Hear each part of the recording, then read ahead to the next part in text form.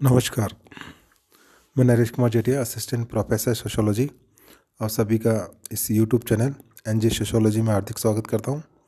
और आज मैं आपको सोशल एंथ्रोपोलॉजी का एक topic, concept of tribe and caste, इस टॉपिक के ऊपर आपको मैं पढ़ाने जा रहा हूं। और इससे पहले कि हम टॉपिक को स्टार्ट करें, आप सबसे रिक्वेस्ट करना चाहूँगा कि इस चैनल को आप सब्सक्राइब कर लें, साथ में बेल आइकन को भी प्रेस कर दें ताकि आपको नोटिफिकेशन टाइमली मिलते रहें। तो now we are start topic, concept of tribe and caste. जनजाति की अवधारणा, जनजाति एवं जाति। जैसा कि आप जानते हैं कि भारत एक विशाल देश है जिसमें बहुत सारी विविधता है, और आदिकाल से ही हमारे देश के अंदर बहुत सारे धर्म, मतों, संप्रदायों, जातियों, प्रजातियों, जनजातियों की कर्मभूमि रहा है। और इन सभी ने यहाँ की सामाजिक व्यवस्था संगठन के निर्माण में बहुत ही महत्वपूर्ण भूमिका निभाई है और उन्हें एक विशिष्ट स्वरूप प्रदान किया है। जाति प्रथा, जनजाति, ग्राम व्यवस्था, वर्ण व्यवस्था, बहुत सारे जो रीति रिवाज हैं वो भारतीय समाज के प्रमुख आधार हैं। भारत की संपूर्ण जनसंख्या का लगभग 8% भाग आदिम जातियों एवं जनजातियों के द्वारा निर्मित है। पाश्चात्य विद्वानों ने जाने अनजाने में भारतीय जनजातियों के इतिहास पर कोई सामग्री उपलब्ध नहीं कराई है, प्राय मौन ही रखा है। उन्हें इतिहासहीन समाज बताकर छोटा आंकने का प्रयास किया। इसके अतिरिक्त विदेशी लेख जो राइटर्स हैं उन्होंने भी ऐतिहासिक प्रमाणों के उपलब्ध नहीं होने पर भी जनजातियों को मूढ़ तथा असभ्य कहने की भूल की थी और उन्हें जड़ समाज के रूप में चिन्हित करने का प्रयास किया। अनेक जैसे जो दुर्गम क्षेत्र है वो आज भी अनेक ऐसे मानव समूह पाए जाते हैं जो पिछले सैकड़ों वर्षों से संसार की सभ्यता से दूर रहकर अपने सामाजिक और सांस्कृतिक दृष्टि से पहचान बनाए हुए हैं। ये मानव समूह जो है घने जंगलों, ऊंचे पर्वत, वनस्थलों, पर्वतों, पठारी क्षेत्रों में निवास करते हैं। उन क्षेत्रों को सामान्यतः अन्न उत्पादक माना जाता है, तो ऐसे जगह पे ये निवास करते हैं। ऐसे मानव समूह को आदिवासी, कबीली, आबादी, आदिमवासी, जनजाति जैसे बहुत सारे अलग अलग नामों से पुकारा गया है। ये शब्द अंग्रेजी भाषा के नेटिव, एब्रोरिजिनल तथा ट्राइब शब्दों से कई अनुवाद हैं। इन लोगों ने इनको वन्य जाति, वनवासी, गिरिजन आदि नामों से भी संबोधित किया है। जनजातियों के नामों के संबंध में श्रीकांत ने लिखा है कि जनजातियाँ भारतवर्ष में विभिन्न समूहों में अलग अलग नामों से जानी जाती है। अरण्यक, रानी परज, आदिवासी, इसी प्रकार के बहुत सारे अलग अलग नाम इसमें रहे हैं। भारत के प्राचीन साहित्य में जनजाति शब्द का उल्लेख तो नहीं मिलता, परंतु इन समूह को अपने विशिष्ट नामों से भी जाना जाता है, जैसे कौंड, संताल, भील आदि। भारत के प्राचीन पारमाणिक साहित्य में दक्षिण भारत में कुरुम्बा, इरुला, उपन्या, मध्य भारत में हम देखते हैं कि असुरा, उराव, गौंड, संताल, भील, बागों में और बोडो, अहोम आदि जनजातियों को उल्लेख मिलता है।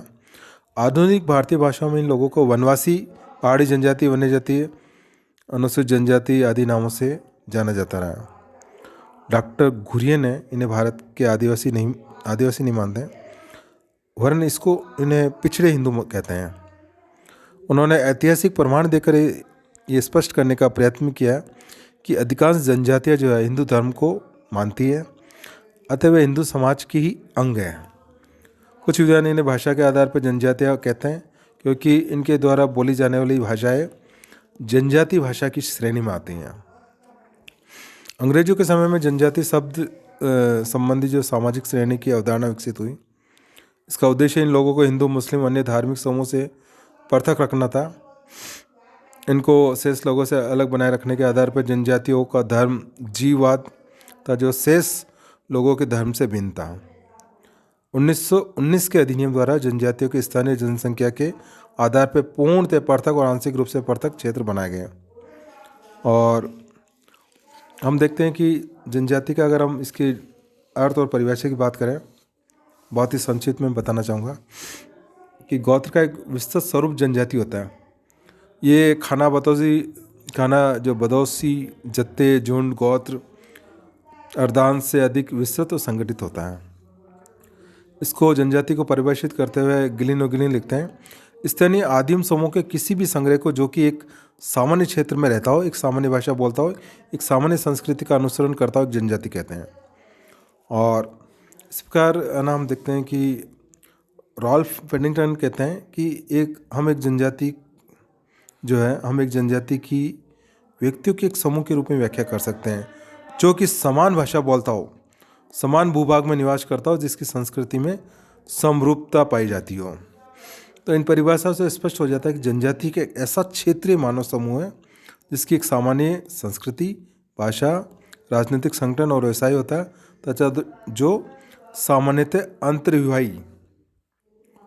अंतर्विवाही के नियमों का पालन करता है। अब हम बात करते हैं अनुसूचित जनजातियाँ, शेड्यूल्ड ट्राइब्स। समाजशास्त्रियों का मानना है कि भारतीय जो आदिवासियों के लिए उचित संबोधन पिछड़े हुए हिंदू ही है, इन्हीं को जनजाति नाम दिया गया। उनके अनुसार इन्हें तकनीकी दृष्टि से अनुसूचित जनजाति कहा जाना चाहिए। और स्वतंत्रता प्राप्ति के पश्चात अनुजनजातियों का संरक्षण तथा विकास संविधान का दायित्व समझा गया था। और इस कार्य तो जनजातियों की एक सूची बनाई गई जो भारतीय संविधान के अनुच्छेद 342 के खंड 1 में बताया गया कि राष्ट्रपति सार्वजनिक सूचना द्वारा जनजातीय समुदाय और जनजातीय समुदाय के भीतरी समूह की घोषणा करेंगे। इस सूचना में जिन जनजातीय समूह और जनजातियों के भीतरी जो समूह को सम्मिलित किया गया वे सब अनुसूचित जनजाति कहलाती है। यानी कि संवैधानिक दृष्टि से जो भी उस सूची के अंदर जिन समूह का नाम उल्लेखित है वो सभी अनुसूचित जनजाति कहलाती है। जनजातियों की सूची समय समय पर राष्ट्रपति द्वारा नाम बढ़ाए जा सकते हैं। पिछले कई वर्षों में इस सूची में संशोधन किया जाता रहा कि जातियों को, नवीन जनजातियों को इसमें शामिल किया गया है। तो हम देखते हैं कि इसके वृद्धि के 2 प्रमुख कारण हैं जो नाम इसमें जोड़े जाते हैं। कई नई जनजातियों को जो है उन जनजातियों के रूप में मान्यता प्राप्त हो जाता है और दूसरे जनजातियों के भेदों को या उपभागों खंडों को जनजाति का दर्जा मिल जाता है।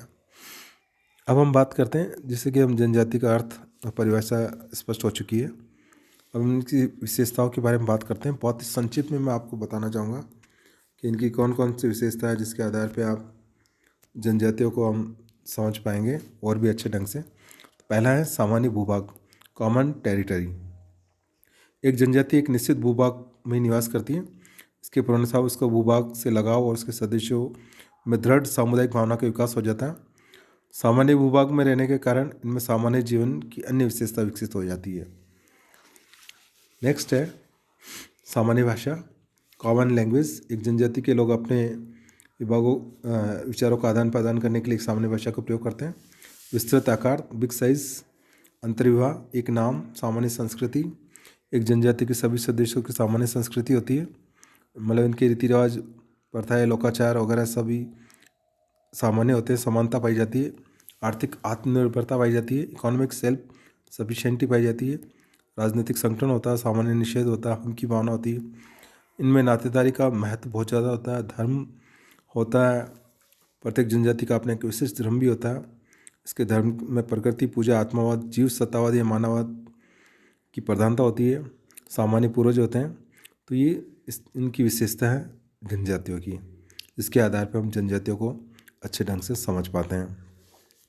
अब हम बात करते हैं कि जनजातियों और जातियों में जो संबंध है उसके बारे में बात करते हैं कि कई बार जाति और जनजाति शब्दों का प्रयोग समान अर्थों में किया जाता है, जबकि ये दोनों ही भिन्न उदाहरण हैं और इन दोनों में अंतर है जिसको हम आसानी से समझ पाते हैं कि जनजाति क्या होती है और जाति क्या होती है। ट्राइब एंड कास्ट में डिफरेंस की अगर बात करें, बहुत ही संक्षेप में बताना चाहूँगा आपको। जनजाति एक ऐसा सामाजिक समूह जिसका एक निश्चित भूभाग होता है, जबकि जाति का कोई निश्चित भूभाग नहीं होता। और जाति मुख्यतः जन्म पर आधारित होती है, जबकि जनजाति एक निश्चित भू क्षेत्र पर निवास करने के कारण होती है। जनजाति अपनी उत्पत्ति किसी काल्पनिक पूर्वज से मानती है, जबकि जातियाँ ऐसा नहीं मानती है। प्रत्येक जनजाति का एक राजनीतिक संगठन होता है, जबकि जाति पंचायतें होते हुए भी जनजातियों की भांति इनका कोई राजनीतिक संगठन नहीं होता है।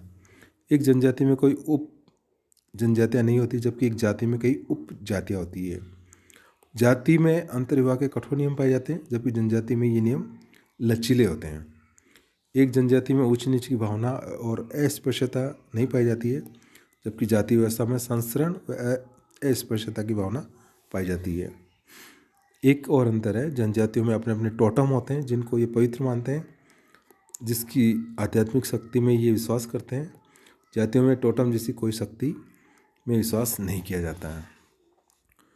तो इसके संबंध में बैली की मान्यता है कि जनजातियों को एक ऐसा सतत सेतु की तरह माना जाता है जिसके एक ओर जनजातियाँ, दूसरी ओर जातियाँ।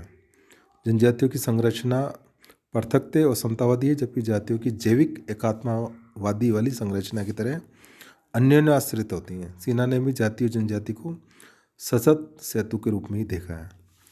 तो ये मैंने आपको कास्ट और ट्राइब्स इसके बारे में बताने का प्रयास किया, और ट्राइब्स की क्या क्या विशेषता है ये बताने का प्रयास किया। और यदि आपको ये पसंद आया तो इसे आप लाइक कर दें और शेयर भी कर दें। धन्यवाद।